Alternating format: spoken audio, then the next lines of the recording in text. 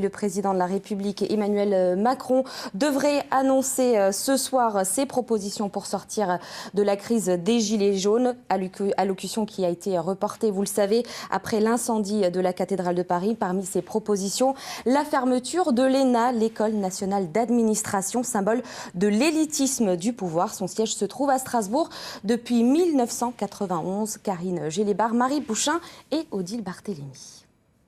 Délocaliser l'École nationale d'administration de Paris à Strasbourg, il fallait bien la volonté de deux femmes pour convaincre les fortes réticences toutes parisiennes à cette idée. Édith Cresson, Premier ministre, acte la décision en 1991, alors que Catherine Trottmann mène aux destinées de la ville. L'ENA se rapproche symboliquement des institutions européennes et s'éloigne tout aussi symboliquement du centralisme parisien. C'est en tout cas le message qui passe plus ou moins bien.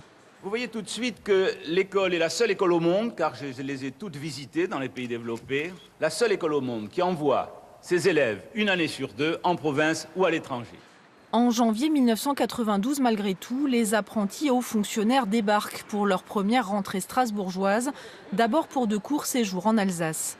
Il faudra attendre 13 ans et la promotion Simone Veil pour qu'ils y suivent la totalité de leur cursus, désormais installés aux portes de la Petite France, dans l'ancienne prison de la Commanderie Saint-Jean, totalement réaménagée. On est alors en 2004 et le futur président Macron vient de sortir diplômé de l'institution. Il appartient à la promotion Léopold Sédar Senghor, tout comme le député orinois Olivier Becht. Promotion qui s'est distinguée en publiant un rapport très critique sur la formation des hauts fonctionnaires dispensés par l'ENA.